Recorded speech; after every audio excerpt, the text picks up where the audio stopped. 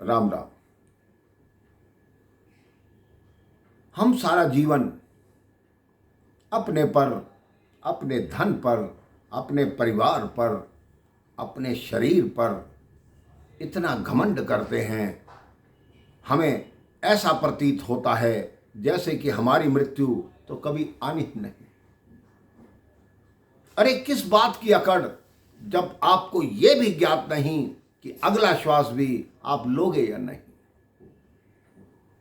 एक व्यक्ति मृत्यु की शैया पर था। उसके 3 बहुत घनिष्ठ मित्र थे।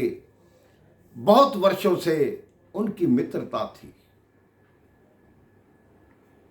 उन्होंने तीनों मित्रों को एक एक करके बुलाया। सबसे पहले मित्र को बुलाया। उसे कहा कि मेरी मृत्यु के बाद आप मेरे साथ चलोगे, आप मेरा साथ दोगे। पहले मित्र ने कहा, नहीं मित्र, मैं तुम्हारी मृत्यु को न टाल सकता हूँ, ना तुम्हारे साथ चल सकता हूँ। तुम्हारा और मेरा साथ केवल जीवन तक था। वो व्यक्ति उदास हो गया। उसने दुखी मन से दूसरे मित्र को बुलाया।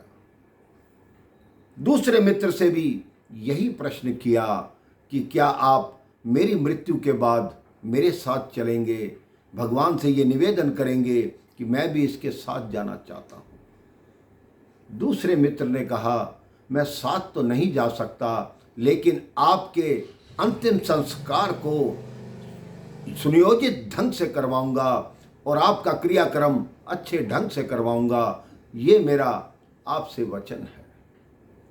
वो फिर रुआसा सा हो गया। तीसरा मित्र आया। उससे पूछा वही प्रश्न कि क्या आप मेरी मृत्यु के बाद मेरे साथ चलेंगे। तीसरे मित्र ने कहा, हे मित्र, तुम जहाँ चलोगे मैं तुम्हारे साथ चलूँगा। तुम जिस लोक में जाओगे, जिस योनि में जाओगे, मैं सदैव तुम्हारे साथ चलूँगा। तो मेरे भाई बहन, हमारे वो 3 मित्र कौन हैं? पहला मित्र है धन। धन केवल जब तक आपका जीवन है तब तक आपके पास है। आपने कितने ही उदाहरण देखे पिछले दिनों। जब ये महामारी आई, लोगों के पास अथाह धन था, लेकिन वो धन भी उनको बचा नहीं पाया। हमारा दूसरा मित्र है हमारा परिवार। हमारा परिवार हमें अंतिम संस्कार के लिए शमशान तक पहुंचाता है। हमारा अंतिम संस्कार अच्छे से हो, हमारा क्रियाक्रम अच्छे से हो, लेकिन मृत्यु के बाद उनका भी कोई मतलब नहीं। वो केवल हमारी आत्मा की शांति के लिए प्रार्थना कर सकते हैं। और तीसरा मित्र है जो सदैव हमारे साथ चलता है, वो है हमारा कर्म। अगर हमारा कर्म अच्छा होगा तो हमें आगे अच्छा फल मिलेगा। अगर हमारा कर्म खराब होगा तो हमें खराब मिलेगा। इसलिए ही उस तीसरे मित्र ने अर्थात कर्म ने कहा कि तुम जहां भी चलोगे, जिस योनि में जाओगे, मैं तुम्हारे साथ रहूंगा। तो मेरे भाई बहन, अपने कर्मों को अच्छा कीजिए।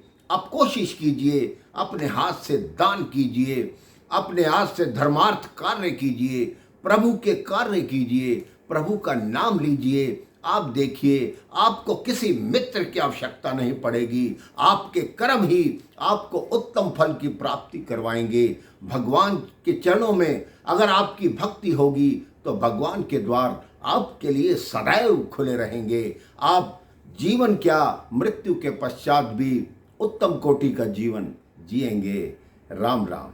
जय श्री राम।